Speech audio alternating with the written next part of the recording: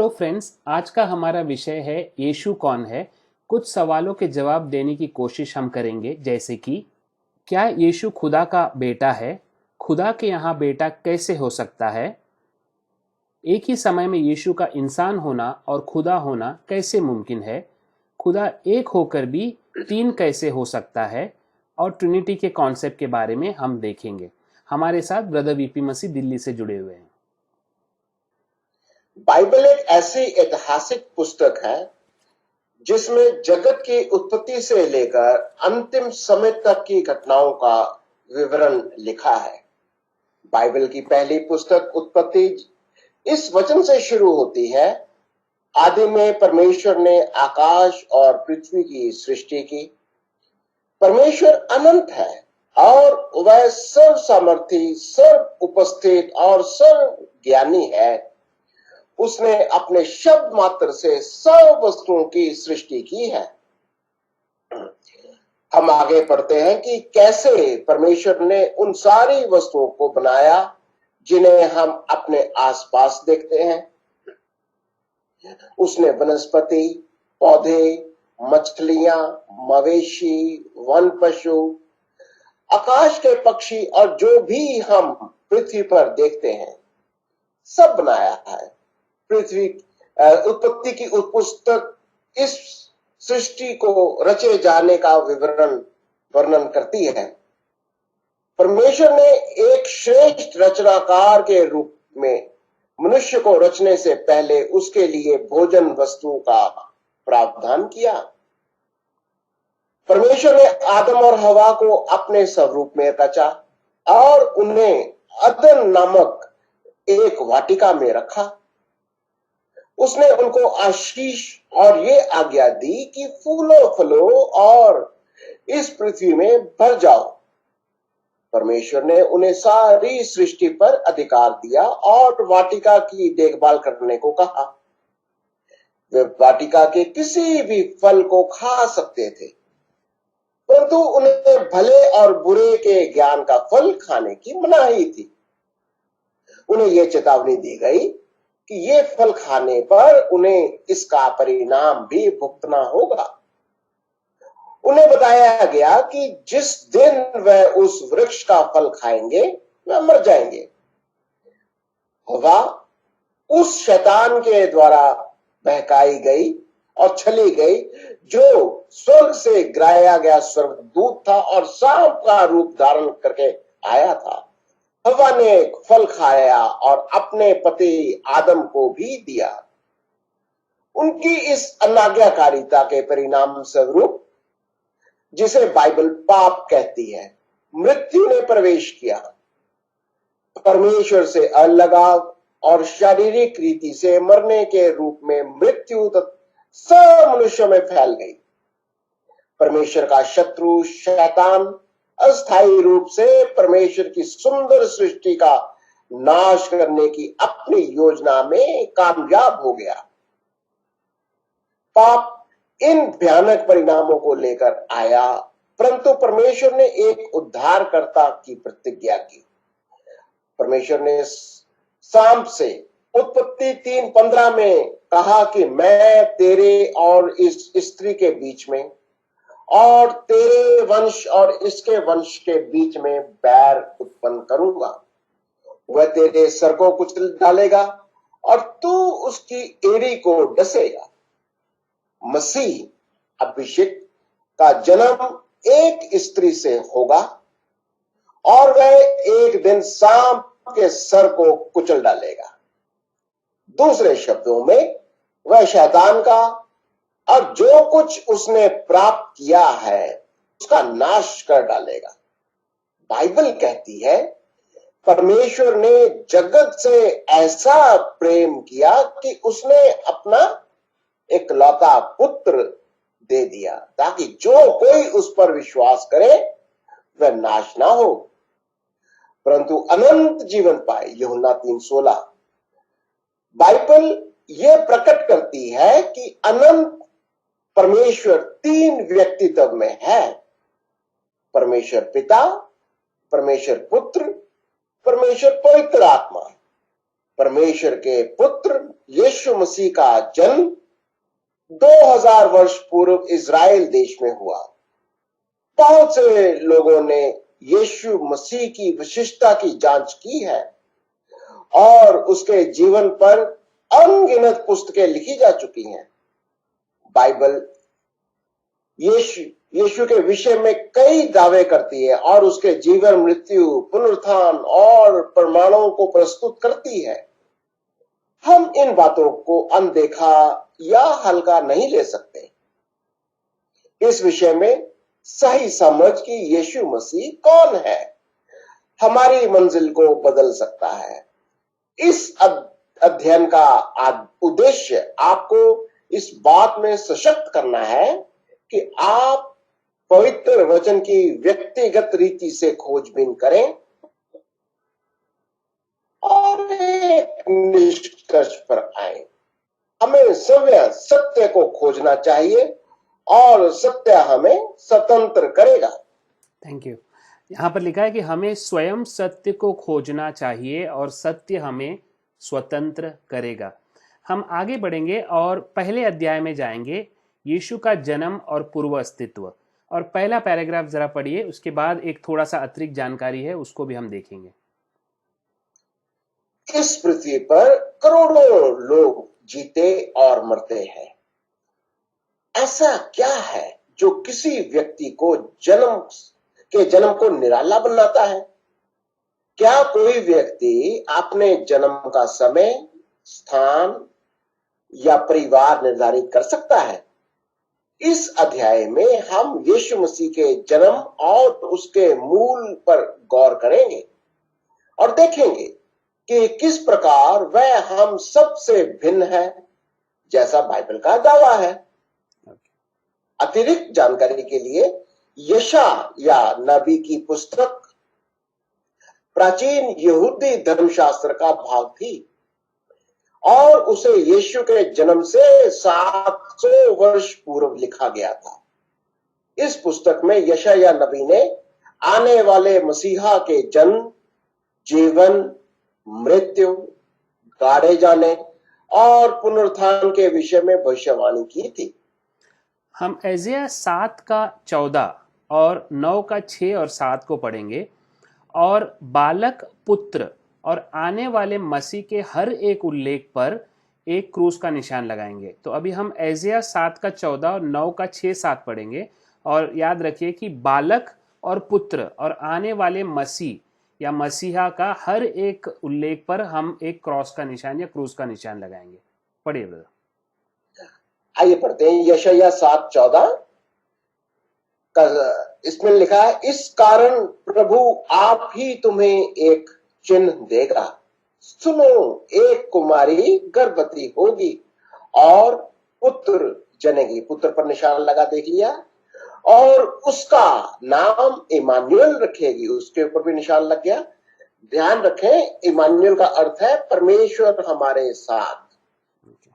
यशायाह 9 का 6 और 7 को भी हम पढ़ते हैं, क्योंकि हमारे लिए बालक उत्पन्न हुआ, हमें एक पुत्र दिया गया है और प्रभुता उसके कांधे पर होगी। हम निशान लगा रहे हैं उसके ऊपर क्रूस का, उसके ऊपर कांधे पर होगा और उसका नाम अद्भुत, युक्ति करने वाला, पराक्रमी परमेश्वर, अनंत काल का पिता, शांति का राजकुमार रखा जाएगा। ओके, तो यहाँ पर प्रभुता हमने प्रभुता पर भी निशान लगाया है, क्योंकि वो एक दूसरा कीवर्ड है, मुख्य शब्द है। तो प्रभुता और समय के हर एक उल्लेख पर भी हमने एक क्लॉक का निशान या घड़ियाल का निशान लगाया है। तो यहाँ पर प्रभुता पर भी हमने लगाया और अनंत काल पर भी हमने लगाया, और इसी तरह हम आगे भी करेंगे।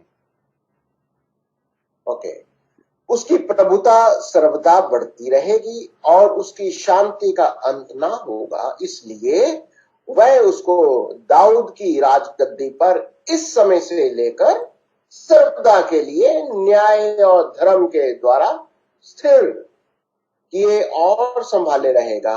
सेनाओं के यहोवा की धुन के द्वारा ये हो जाएगा। Very nice. अभी हम सवाल जवाब में जाएंगे और पहला जो सवाल यहाँ पर है, इसका जवाब आप जरा दीजिए। कुंवारी से जन्मे पुत्र को क्या क्या नाम और उपाध्यायें दी गई है? तो यहाँ पर हम क्रूस का निशान देखेंगे और देखेंगे कि कुंवारी से जो पुत्र जन्मेगा उसके क्या क्या भिन्न प्रकार के नाम और उपाध्याय, उपाध्याय मतलब इंग्लिश में हो गया टाइटल। तो इसको हम लोग जरा देखेंगे। पहले पहले हम ऐजिया 7:14 में जाएंगे, उसके बाद जो अगला वचन है उसमें जाएंगे।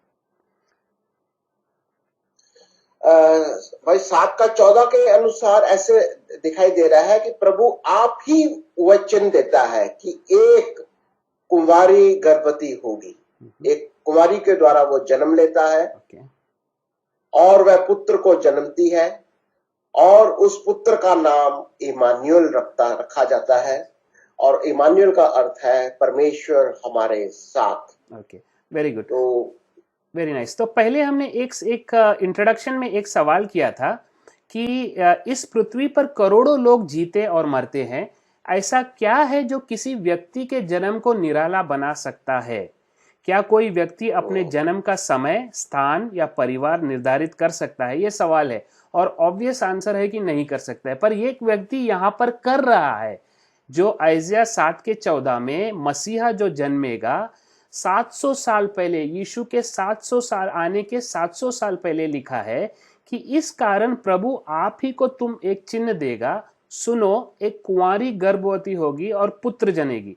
तो कुंवारी गर्भवती होगी, हम इसका आगे देखेंगे कि किस तरह ये जो नबूवत है या प्रोफेसी है किस तरह पूरा हो रहा है। बट उस पुत्र का नाम इमैनुअल रखेगी। तो पुत्र का नाम वहां पर स्पेसिफिकली दिया गया है इमैनुअल, जिसका मायने है परमेश्वर हमारे साथ है। तो ये पहला नाम हमने सीखा।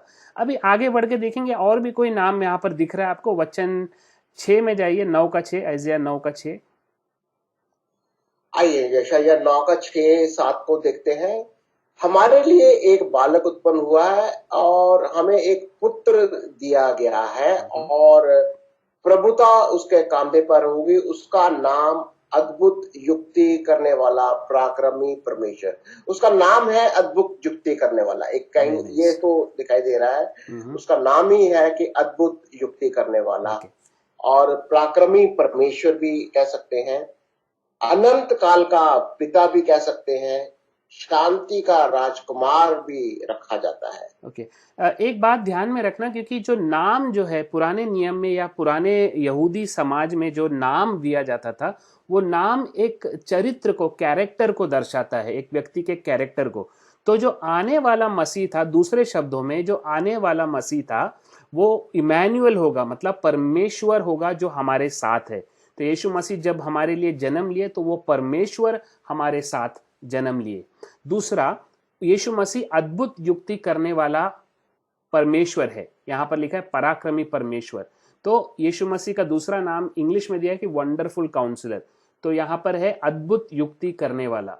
और तीसरा नाम है पराक्रमी परमेश्वर। तो ये जो मसीहा जन्मेगा वो पराक्रमी परमेश्वर होगा।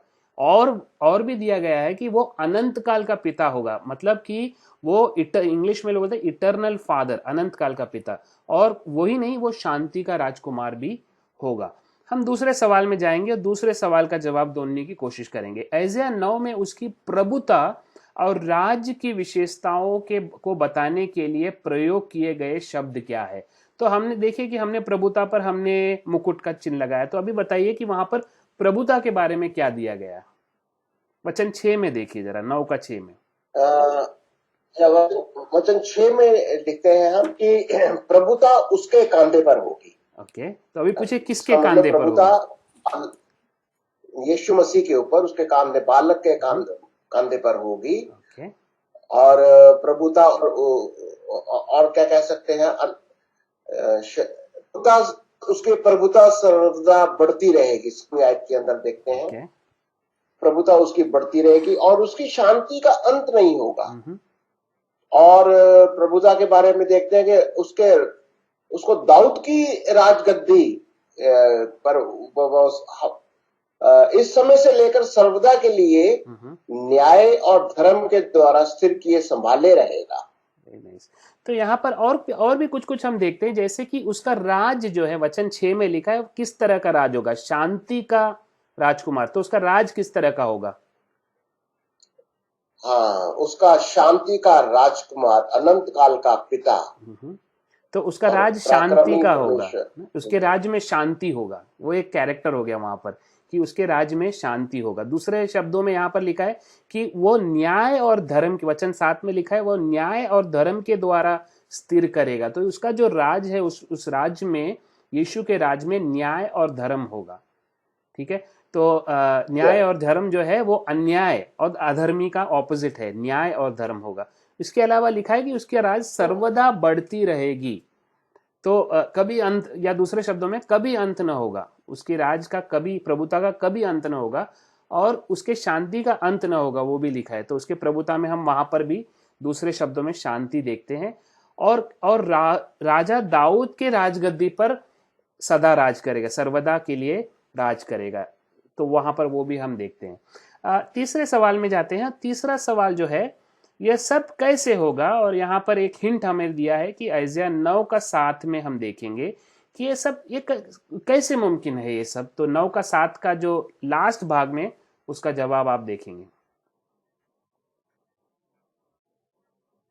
यहाँ लिखा है कि सेनाओं के यहोवा की धुन के द्वारा ये हो जाएगा, परमेश्वर की खुद अपने साथ करेगा। Very good. तो इंग्लिश में लिखा है कि the zeal of the lord of host will accomplish this, या सेनाओं के यहोवा, लॉर्ड ऑफ होस्ट के धुन के द्वारा, जील, धुन मतलब जील हो गया, के द्वारा यह होगा। तो ये सब मुमकिन करने वाला कौन है? खुद यहोवा, खुद परमेश्वर। इंटरेस्टिंग ना, क्योंकि वहां पर सेनाओं का यहोवा लिखा है।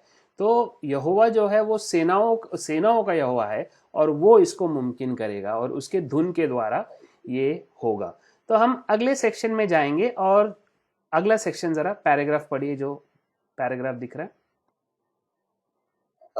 परमेश्वर ने राजा दाऊद से, जो यीशु का पूर्वज था, ये प्रतिज्ञा की कि उसका राज्य अनंत काल का होगा और उसका कभी अंत नहीं होगा। दूसरा शामुएल 7 का 12 से 17 में लिखा है। ये हमने इसी प्रकार यशायाह में पढ़ा कि एक मसीहा कुमारी से जन्म लेगा और वह दाऊद के राज्य पर सर्वदा राज करेगा। अब हम इस भविष्यवाणी के पूरा होने की विषय में पढ़ेंगे। यीशु का जन्म मरियम नामक एक कुमारी से हुआ। लूका, जो 4 सुसमाचार लेखकों में से एक था, उसने अपने लेख में इस घटना का विवरण दिया। आइए लूका 1 का 26 से 35 को पढ़ते हैं। ओके, तो अभी हम थोड़ा सा फॉरवर्ड करेंगे, फास्ट फॉरवर्ड कर ऐसिया नबी से 700 साल बाद हम गए, और अभी हम देखेंगे कि ये जो प्रवचन जो या नबूवत जो ऐसिया को मिला था, तो वो किस तरह पूरा हो रहा है। तो अभी हम लूका का 1 से 26 से 35 तक पढ़ेंगे, 26 to 25। और उसी तरह पुत्र, जो हमने ऐसिया में भी पुत्र को मार्क किया था, निशान लगाया था, तो पुत्र और वह पवित्र जो उत्पन्न होने वाला है, जो पुत्र को दर्शाता है, और यीशु के सभी संदर्भ पर क्रूस का निशान लगाएंगे। आइए पढ़ते हैं लूका 1 26 से 35। 6वें महीने में, ये समय का रेफरेंस आ गया, 6वां महीना, परमेश्वर की ओर से जिब्राइल स्वर्गदूत गलील के नासरत नगर में एक कुंवारी के पास भेजा गया, जिसकी मंगनी यूसुफ नामक दाऊद के घराने के एक पुरुष से हुई थी। उस कुमारी का नाम मरियम था। स्वर्गदूत ने उसके पास भीतर आकर कहा, आनंद और जय तेरी हो, जिस पर ईश्वर का अनुग्रह हुआ है, प्रभु तेरे साथ है। वह उस वचन से बहुत घबरा गई और सोचने लगी, ये किस प्रकार का अभिवादन है। स्वर्गदूत ने उससे कहा, हे मरियम, भयभीत ना हो, क्योंकि परमेश्वर का अनुग्रह तुझ पर हुआ है।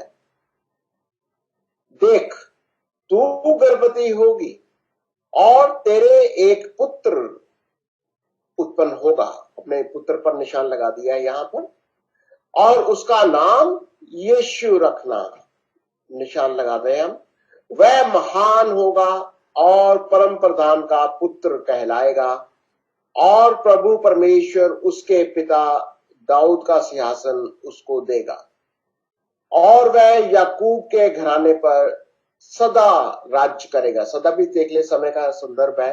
राज्य करेगा और उसके राज्य का अंत ना होगा। अंत भी हम देख रहे हैं, समय का है संदर्भ।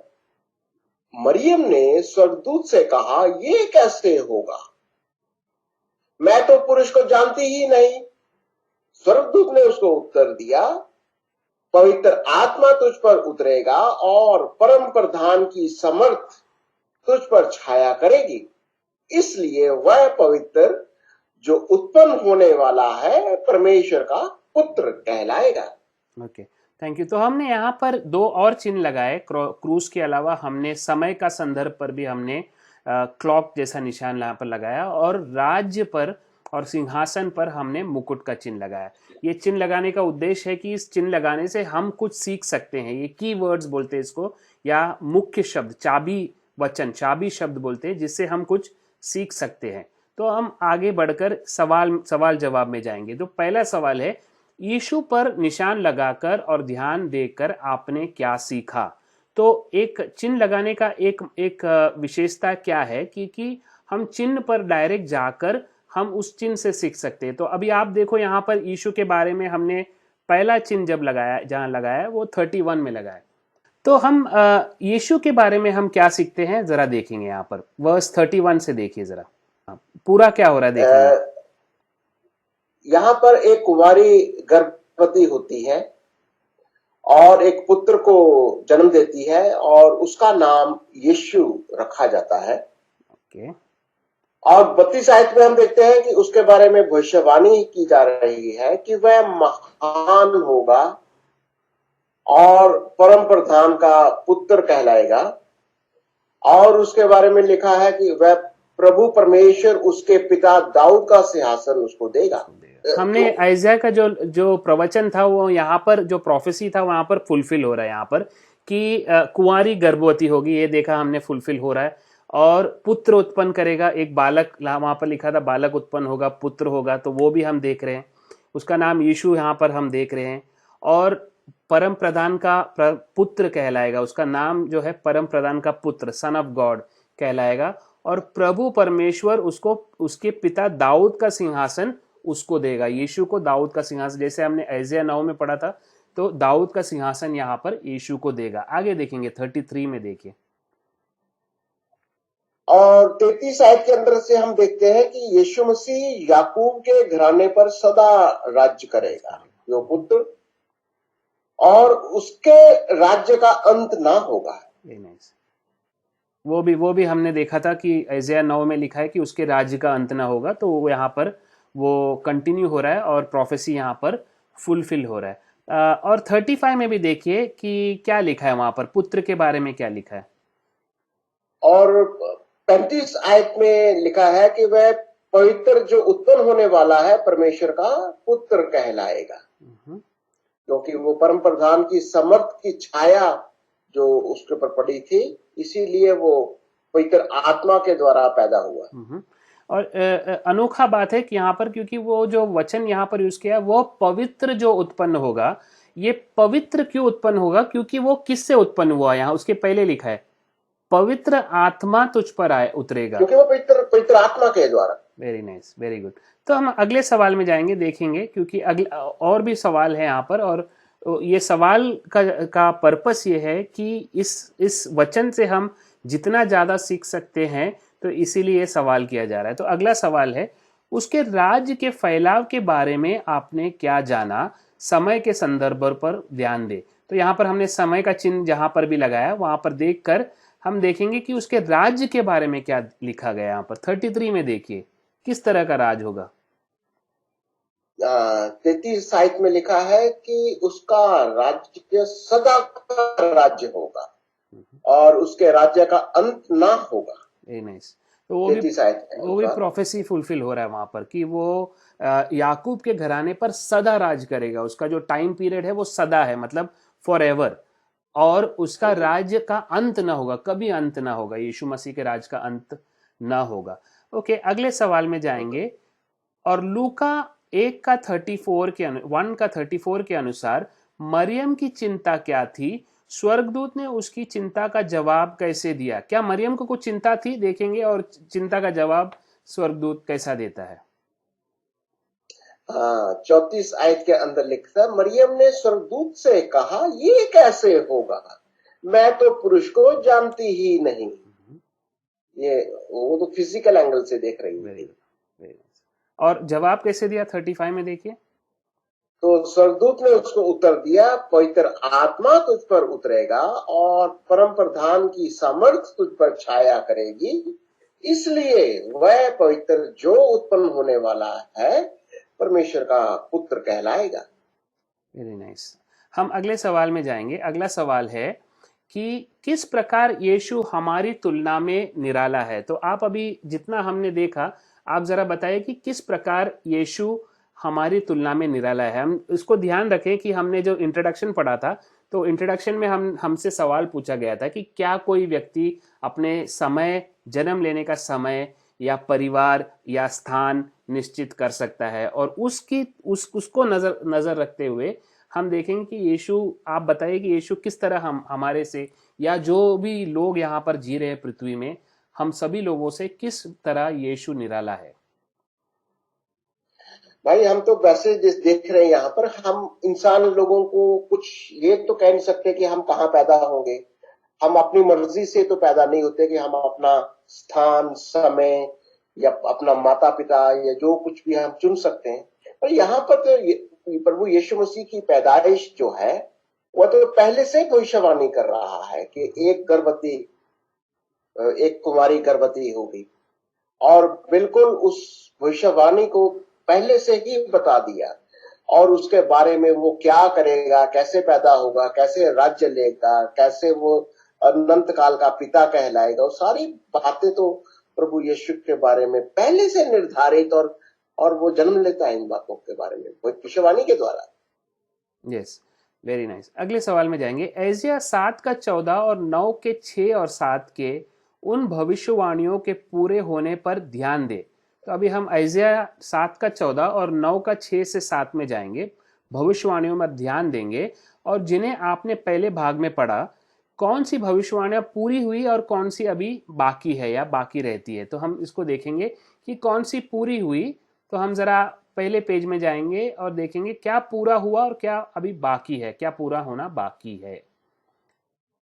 तो एशिया हाँ भाई 7 का देखते 14। हैं। हाँ, हाँ, हाँ लिखता है यशायाह 7 का 14 में जो भविष्यवाणी पूरी हो गई है कि प्रभु ने जो चिन्ह दिखाना था वो दिखा दिया, ये भविष्यवाणी पूरी हुई ओके, कि एक कुमारी गर्भवती होगी और पुत्र जनेगी, यस, उसका नाम इमानुएल रखेगी। इमानुएल। वो ऑलरेडी यीशु मसीह की पैदाइश तो हो चुकी है, वेरी नाइस। तो वो ये पूरा तो हम हुआ, देख रहे हैं, वो वो तो पूरा। पूरी हो गई। ओके, अगले में जाएंगे। और यशायाह 9 का 6 में जो हम देखते हैं कि हमारे लिए एक बालक उत्पन्न हुआ, पुत्र दिया गया, ये सब हो गई। प्रभुता उसके कांधे पर होगी, ये ऐसे लग रहा कि ये भविष्यवाणी अभी होने वाली है, बाकी है। Very nice. अभी बाकी है। और और 7 में देखिए, 7 वचन 7 में देखिए। साथ में भविष्यवाणी ये भी है कि प्रभुता सर्वदा बढ़ती रहेगी। ये भी एक भविष्यवाणी है जो अभी होने वाली, हो रही है, वो होती जा रही है, अभी होना बाकी है शायद। और उसकी शांति का अंत ना होगा। और दाऊद के राजगद्दी पर, दाऊद की राजगद्दी पर वो बैठेगा, ये भी एक कहीं ना कहीं अभी भविष्यवाणी होने वाली है, होना बाकी है। Very good, very nice. Okay, तो अगले सवाल में देखेंगे। अगला सवाल में जाएंगे, पेज नंबर।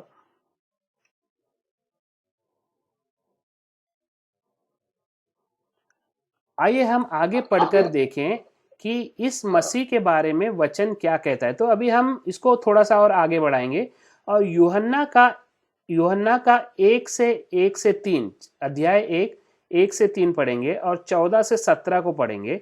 इसके बाद कुलुस्सियों का 1 अध्याय 1 13 से 17 को पढ़ेंगे, और यीशु मसीह के हर एक उल्लेख पर हम क्रॉस बनाएंगे, क्रूस बनाएंगे, जैसे कि वचन, पुत्र और एकलौथा। ये एकलौथा, वचन और पुत्र, इस तीनों चीजों को ध्यान देंगे। और सर्वनाम है तो उसको भी हम क्रॉस बनाएंगे, क्रूज बनाएंगे और समय के संदर्भ पर एक गोला बनाएंगे या क्लॉक का निशान बनाएंगे, जैसे कि आदि, बाद, पहलौठा और प्रथम। तो ये भी सारी चीजें जो समय को दर्शाता है, उस पर हम एक सर्कल या एक क्लॉक का निशान बनाएंगे। पढ़े हुए आइए देखते हैं यूहन्ना पहला अध्याय पहली 3 आयतों में लिखता है, आदि में वचन था, वचन परमेश्वर के साथ था। आदि के ऊपर आपने देख लिया, निशान लगा दिया समय का, और वचन के ऊपर क्रूस का निशान लगा दिया है। परमेश्वर के साथ था, वचन परमेश्वर था, यही दूसरी आयत में यही निशान लग गया। आदि में परमेश्वर के साथ था, सब कुछ उसी के द्वारा उत्पन्न हुआ, और जो कुछ उत्पन्न हुआ है उसमें से कोई भी वस्तु उसके बिना उत्पन्न नहीं हुई। फिर अभी हम 14 से पढ़ते हैं, और वचन देहधारी हुआ और अनुग्रह और सच्चाई से परिपूर्ण होकर हमारे बीच में डेरा किया, और हमने उसकी ऐसी महिमा देखी जैसी पिता के इकलौते की महिमा। यूहन्ना ने उसके विषय में गवाही दी और पुकार कर कहा, ये वही है जिसका मैंने वर्णन किया कि जो मेरे बाद आ रहा है वह मुझसे बढ़कर है, क्योंकि वह मुझसे पहले था। क्योंकि उसकी परिपूर्णता में से हम सब ने प्राप्त किया, अर्थात अनुग्रह पर अनुग्रह। इसलिए कि व्यवस्था तो मूसा के द्वारा दी गई, परंतु अनुग्रह और सच्चाई यीशु मसीह के द्वारा पहुंची। कुलुस्सियों का पहला अध्याय 13वीं आयत से पढ़ते हैं हम, उसी ने हमें अंधकार के वश से छुड़ाकर अपने प्रिय पुत्र के राज्य में प्रवेश कराया, जिसमें हमें छुटकारा अर्थात पापों की क्षमा प्राप्त होती है। वह तो अदृश्य परमेश्वर का प्रतिरूप और सारी सृष्टि में पहलौठा है, क्योंकि उसी में सारी वस्तुओं की सृष्टि हुई, स्वर्ग की हो अथवा पृथ्वी की, देखी या अनदेखी, क्या सिंहासन, क्या प्रभुताएं, क्या प्रधानताएं, क्या अधिकार, सारी वस्तुएं उसी के द्वारा और उसी के लिए सृजी गई हैं। वही सब वस्तुओं में प्रथम है और सब वस्तुएं उसी में स्थिर रहती हैं। Thank you. और पहले सवाल में जाएंगे, और पहला सवाल यह है कि यीशु के संदर्भ पर निशान लगाकर आपने क्या सीखा। तो हम अभी यहाँ पर यीशु के ऊपर जो निशान हमने लगाया है उस पर ध्यान देंगे और देखेंगे कि यीशु के बारे में हम क्या सीख रहे हैं।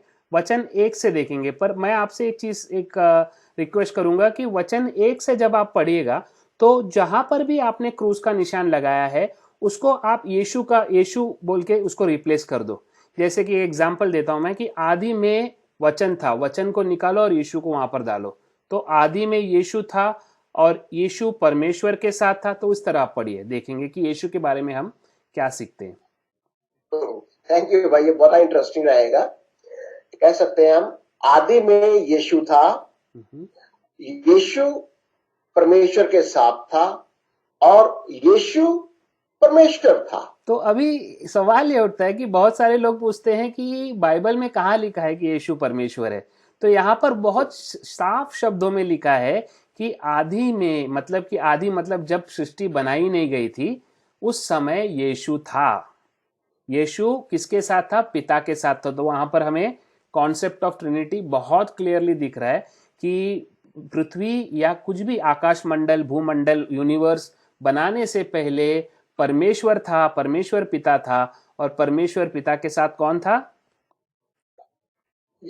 यीशु था। और यहां लिखा है कि यीशु परमेश्वर था, वेरी क्लियरली लिखा है। हम आगे भी देखेंगे, बहुत सारे रेफरेंस है।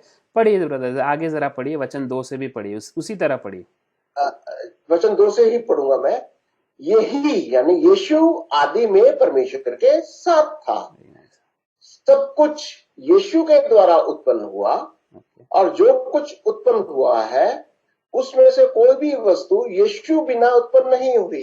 देखिए कितना इंटरेस्टिंग है यहाँ पर, क्योंकि सब कुछ यीशु के द्वारा उत्पन्न हुआ। जो भी हम आंखों से देखते हैं और जो नहीं देख सकते हैं, सब कुछ उसमें किसी भी चीज की एग्जाम्पशन है या नहीं है? कोई भी चीज छूट गया वहां पर? कुछ नहीं छूटा, सब हाँ, कुछ। कुछ भी नहीं छूटा, सब कुछ किसके द्वारा उत्पन्न हुआ? यीशु के द्वारा। और आगे क्या लिखा है? जो कुछ उत्पन्न हुआ है उसमें से कोई भी वस्तु उसके बिना नहीं हुई, यीशु उसके बिना उत्पन्न नहीं हुई। यीशु के बिना उत्पन्न नहीं हुई। मतलब जो भी हम देखते हैं सभी कुछ चीजें जो है वो यीशु के द्वारा उत्पन्न हुआ। हम अगले आयत में जाएंगे और इस यीशु के बारे में या इस वचन के बारे में हम अगले 14 आयत में देखेंगे क्या लिखा है। देखिए 14वीं आयत में लिखता है कि यीशु देदारी हुआ। बहुत इंटरेस्टिंग। Okay. और अनुग्रह और सच्चाई से परिपूर्ण होकर हमारे बीच में डेरा किया। हमने यीशु की ऐसी महिमा देखी जैसी पिता के इकलौते की महिमा। Very good. तो यहाँ पर यीशु या वचन जो था आदि में जो परमेश्वर के साथ था वो देहधारी हुआ। देहधारी होने का मतलब हम क्या समझते हैं? देहधारी मतलब क्या हुआ? हिंदी में देहधारी मतलब क्या हो गया? जन्म लिया, शरीर में आया। यानी कि जो आप जैसे हम देह के अंदर है, शरीर के अंदर है, यीशु मसीह हमारे जैसा बन गया, बिल्कुल इंसान हमारे जैसा। हाँ, तो अभी ध्यान देने की बात यह है कि एक व्यक्ति का अस्तित्व अगर जन्म लेने से पहले से नहीं है तो वो देहधारी नहीं ले सकता। जैसे कि हम नहीं कह सकते कि हमने देह धारण किया, क्योंकि हमारी जो पैदाइश के साथ में ही हमारा पैदाइश हुआ, या हम जब पैदा होते हैं उसी समय हमारा बिगिनिंग होता है, हमारा स्टार्ट होता है। इसीलिए अगर कोई किसी को पूछता है कि तुम्हारा उम्र क्या है तो मैं बोलूंगा कि 40 साल का है या 45 साल का है, क्योंकि जन्म लेने से मेरा साल यहां से काउंटिंग में शुरू होता है। पर यहां पर देहधारी हुआ का मतलब यह है कि उसने वचन ने देह धारण किया, एक देह को धारण किया। उसका मतलब क्या हो कि वो कब से उसकी अस्तित्व कब से है? वो तो आदि से है, परमेश्वर के साथ है। असल में तो उसकी शुरुआत तो बहुत पहले से है, आरंभ ही वो है। पर 2000 साल पहले उसने उस वचन ने क्या किया? एक देह को धारण किया, एक देह को धारण किया, और देह को धारण किया और उसका नाम था यीशु, या परमेश्वर ने देहधारी हुआ। तो इंग्लिश में लिखा है God became flesh and dwelt among us. He became flesh and dwelt among us. The word became flesh and dwelt among us. और सच्चाई, अनुग्रह और सच्चाई से परिपूर्ण होकर हमारे बीच में डेरा किया। तो हम पुराने नियम में देखते हैं कि मूसा के तंबू में कौन डेरा करता था? यहोवा। और यहाँ पर कौन हमारे बीच डेरा कर रहा है? हमारे तंबू में यीशु कर रहा है। और ये यीशु कौन है? यहाँ पर लिखा है कि हमने उसकी ऐसी महिमा देखी जैसे पिता के एक लौते की महिमा। तो यहाँ पर जो पिता का एक लौता है, ओनली बिगॉटन सन, मतलब कि यहाँ पर जो वर्ड यूज किया है ग्रीक में मोनोजीन, मतलब पिता के स्वभाव या पिता के गुण रखने वाला पुत्र। तो यीशु जो था वो वचन था और पिता का गुण रखता था या एसेंस रखता था। तो इसीलिए उसे एक लौता। इसके बारे में हम आगे देखेंगे कि एक लौता का मतलब क्या हो गया, मायने क्या हो गया। वचन 15 में देखिए क्या सीखते हैं हम यीशु के बारे में। 15वें आयत में लिखा है, यूहन्ना ने यीशु के विषय में गवाही दी और पुकार कर कहा, यीशु यानी ये वही है जिसका मैंने वर्णन किया था कि जो मेरे बाद आ रहा है वह मुझसे बढ़कर है, क्योंकि वह मुझसे पहले था। यानी यूहन्ना कह रहा है कि यीशु मुझसे पहले था। तो ये इसको जरा और थोड़ा समझाइए कि 15 में कैसा बोल रहा है? जो मुझसे पहले था, मेरे बाद आ रहा है। थोड़ा समझाइए उसको कि उम्र में कौन ज्यादा उम्र था, किसको ज्यादा उम्र था? ऑब्वियसली यूहन्ना जो था वो 6 महीने, लगभग 6 महीने यीशु से बड़ा था, क्योंकि यीशु मसीह से पहले वो उसकी जो माँ थी उसके पेट में आया था। तो और यीशु मसीह 6 महीने के बाद आया है ना। तो मरियम से पहले तो एलिजाबेथ, क्या था उसका नाम? एलिजाबेथ, या वो गर्भवती हुई थी। तो बहुत दोनों हिसाब से अगर देखेंगे, शारीरिक रीति से भी देखेंगे तो 6 महीने बाद आया। मिनिस्ट्री भी यूहन्ना बपतिस्मा का मिनिस्ट्री या अगुवाई ये था जो गवाही देने आया था कि यीशु का गवाही देने आया था, तो पहले मिनिस्ट्री में भी वो पहले आया था। बट वो यहाँ पर कह रहा है कि यह वही है जिसको मैंने वर्णन किया जो मेरे बाद आ रहा है। हाँ, वह मुझसे बढ़कर है क्योंकि वह मुझसे पहले है। पहले। हम्म। तो यूहन्ना बपतिस्मा देने वाला जो है यीशु मसीह का पूर्व अस्तित्व या एग्जिस्टिंग बिफोर, जो बोलते हैं पूर्व अस्तित्व को पहचानता था। 16वीं आयत में देखिए कि क्या लिखा है, 16वीं आयत और 17 में भी देखेंगे। यूहन्ना कहता है कि क्योंकि उसकी परिपूर्णता में से, उसकी मतलब है यीशु मसीह की, क्योंकि यीशु की परिपूर्णता में से हम सब ने प्राप्त किया, अर्थात अनुग्रह पर अनुग्रह। ओके, तो हम यीशु से क्या प्राप्त करते हैं? यीशु से हम क्या प्राप्त करते हैं? अनुग्रह, अनुग्रह, अनुग्रह पर अनुग्रह। दूसरे शब्दों में, क्योंकि वो परिपूर्ण है। ऐसा कोई व्यक्ति है जो परिपूर्ण है यीशु के अलावा? बिल्कुल नहीं। ओके, कोई नहीं, यीशु के अलावा कोई भी नहीं। ओके, तो यहाँ पर लिखा है कि उसकी परिपूर्णता में से हम सब ने प्राप्त किया, अर्थात अनुग्रह पर अनुग्रह। तो आपको हम यीशु के बारे में यहाँ सीखते हैं कि अगर आपकी जिंदगी में आपको अनुग्रह प्राप्त करना है तो आपको यीशु के पास आना है, क्योंकि वही एक व्यक्ति है या वही एक पर्सन है जिसमें परिपूर्णता है। 17 में देखेंगे। और 17वीं आयत में लिखता है, इसलिए कि व्यवस्था तो मूसा के द्वारा दी गई, परंतु अनुग्रह और सच्चाई यीशु मसीह के द्वारा पहुंची। Very good. अनुग्रह और सच्चाई यीशु मसीह के द्वारा पहुंची। कुलुस्सियों में देखेंगे अगला यीशु के बारे में क्या लिखा है, कुलुस्सियों 1 का 13 से 17 तक। आइए देखते 13वीं आयत से कि उसी ने यानी परमेश्वर ने हमें अंधकार के वश से छुड़ाकर अपने प्रिय पुत्र, तो पुत्र हो गया यीशु मसीह, के राज्य में प्रवेश कराया। तो यहाँ पर यीशु के बारे में क्या सीखते हैं हम? परमेश्वर पिता ने हमें कहां से कहां लेके गए? हमारी अवस्था पहले कैसी थी, अब हमारी अवस्था क्या है? पहले हम अंधकार के वश में थे और पिता परमेश्वर ने हमें अंधकार के वश में से छुड़ाकर अपने प्रिय पुत्र के राज्य में प्रवेश कराया। ओके, तो एक व्यक्ति अगर किसी के वश में है तो उसका मतलब क्या हो गया? अंधकार के वश में थे, मतलब कि क्या हो गया उसका? गुलाम है, दास है, स्लेव है। तो क्या उसको एक डिसीजन लेने का हक है, या वो अपने स्वयं रीति से इंडिपेंडेंटली सोच सकता है? बिल्कुल नहीं। एक गुलाम कैसे छूट सकता है? किसी भी गुलामी से अपने आप नहीं आ सकता बाहर। तो यहाँ पर किसने किसको छुड़ाया?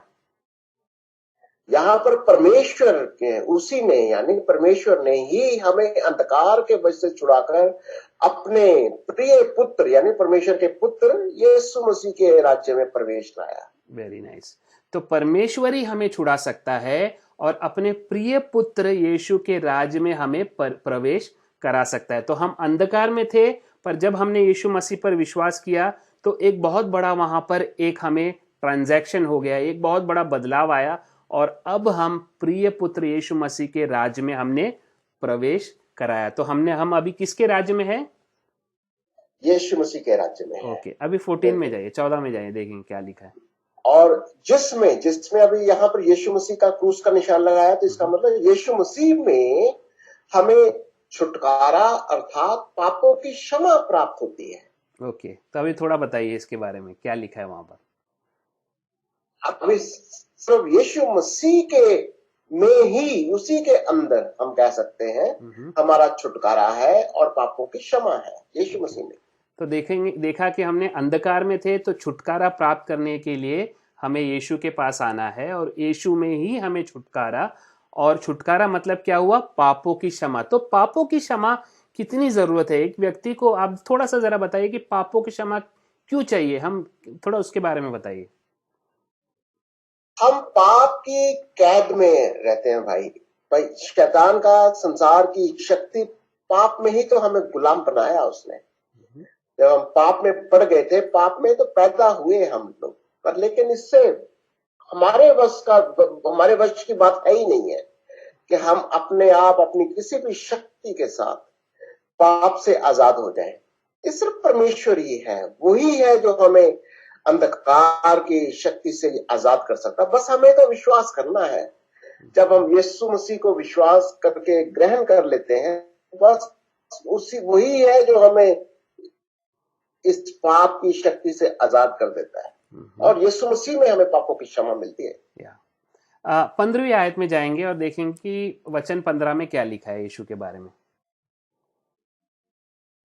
तो यहाँ 15वीं आयत में लिखा है कि यीशु मसीह, अगर क्योंकि क्रूस पर निशान लगाया तो हम कह सकते हैं यीशु तो अदृश्य परमेश्वर का प्रतिरूप है।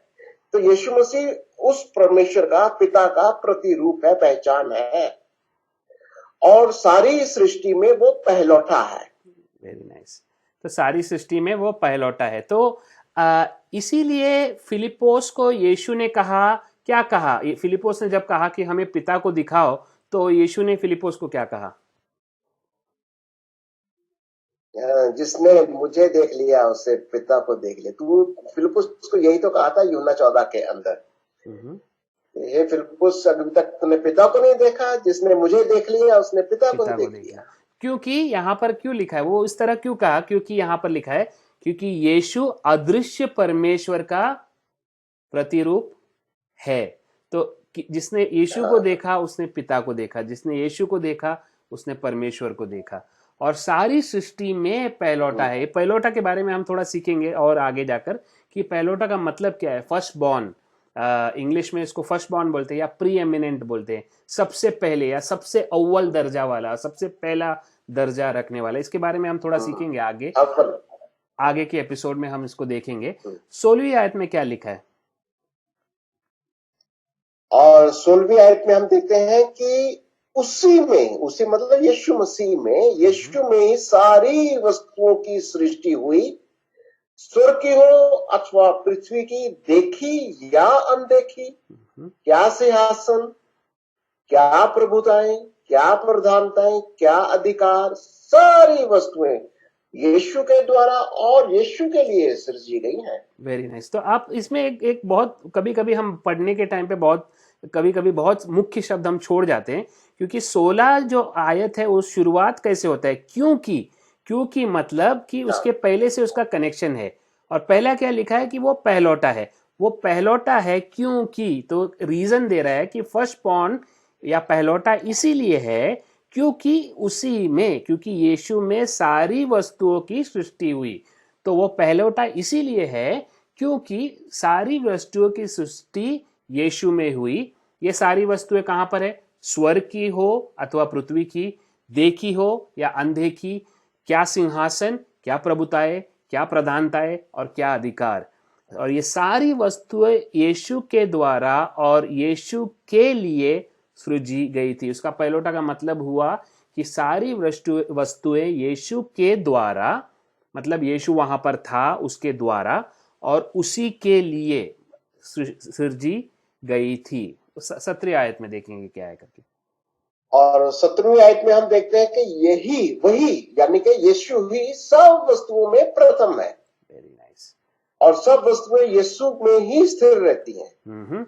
और तो ये पहलौठा इसीलिए भी है क्योंकि सभी वस्तुओं में यीशु प्रथम है। सब वस्तुओं में यीशु प्रथम है और सभी वस्तुएं इसी में स्थिर रहती है। तो अब हम थोड़ा सोच को बढ़ाकर हम देखेंगे कि ये सारी वस्तुएं जो आकाश मंडल में है ये स्थिर कैसे रहती है, एक जगह में कैसे रहती है, ये थोड़ा सा आगे पीछे क्यों नहीं जाता है? क्योंकि ये सारी वस्तुएं जो हम देख रहे हैं, जो प्लैनेट्स है, जो स्टार्स है, ये सारी वस्तुएं जो स्थिर रहती है किसके कारण स्थिर रहती है? यीशु के द्वारा, उस पहलौठे के द्वारा। ओके, तो पुत्र के द्वारा। तो हमने आज देखा कि पहलौठा यीशु सारी सृष्टियों में प्रथम और पहलौठा है। हम आगे के एपिसोड में इस स्टडी को जारी रखेंगे, देखेंगे कि यीशु मसीह परमेश्वर का पुत्र कैसे हुए, यीशु मसीह परमेश्वर कैसे हुए। ये आगे और भी हम देखेंगे, और भी वचन हमें पढ़ना बाकी है। हमारे साथ जुड़े रहिए। परमेश्वर का आशीष आपके ऊपर। God bless you. Get in touch. Call us on +91 86550 83302 or email us at info@preceptindia.org. You can also find us on www.preceptindia.org. God bless you.